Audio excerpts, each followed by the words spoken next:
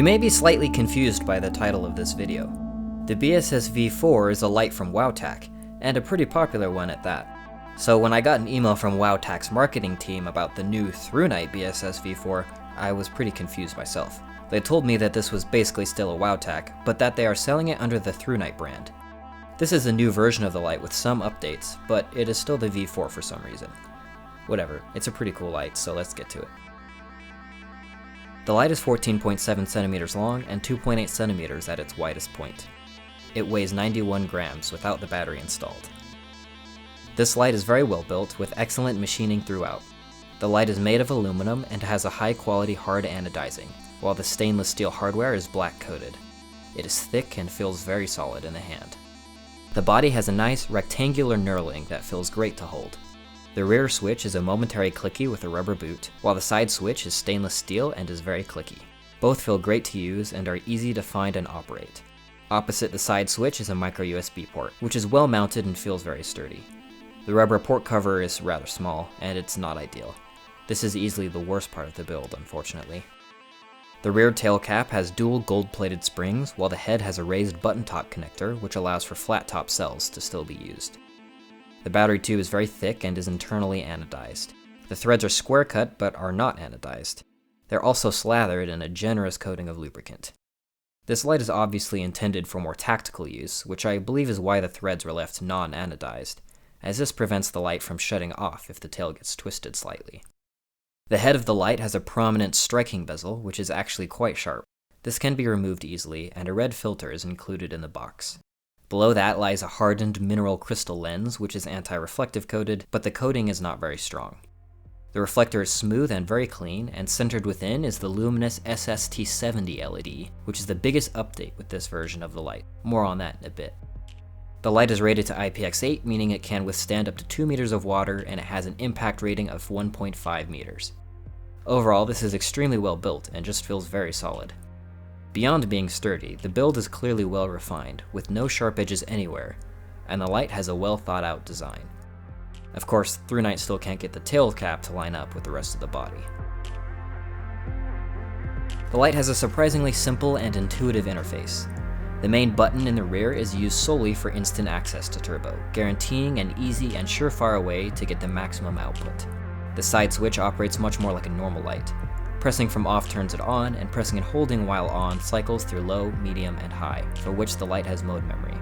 While off, pressing and holding activates Firefly, and double tapping activates Turbo, while triple tapping activates Strobe. If the rear switch is pressed, the side switch won't work at all. The light also has a lockout, activated by pressing and holding from Firefly mode. Neither switch will operate in this mode, and pressing and holding the side switch will turn lockout back off.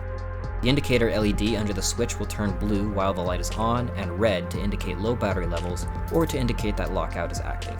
It will not activate while on Firefly mode. The light will charge when plugged in and will only provide low and Firefly modes.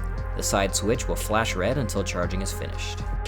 Again, this light is intended as a tactical flashlight, and I think the UI reflects this well. It is fast to operate, and the rear switch helps to ensure that turbo can be found with ease. This added functionality does not hinder its general usability in any way.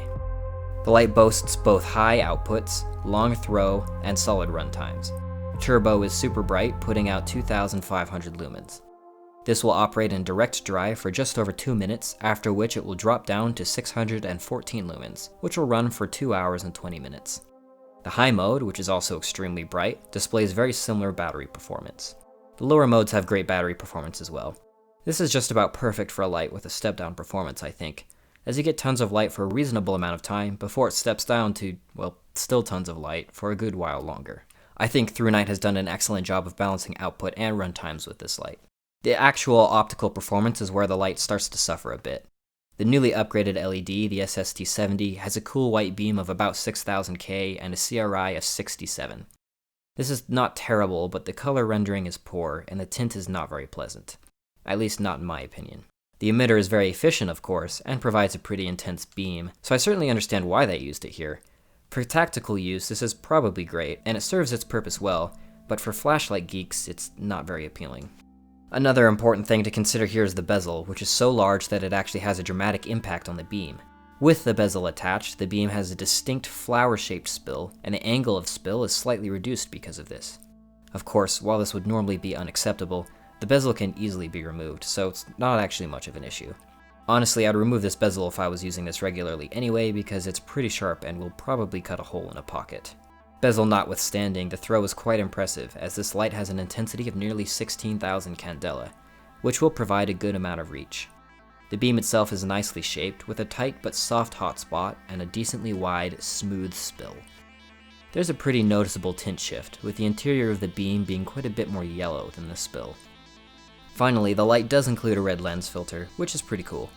It reduces the output of course, but the color is nice and, well, red, though there is some greenish on the edges of the beam.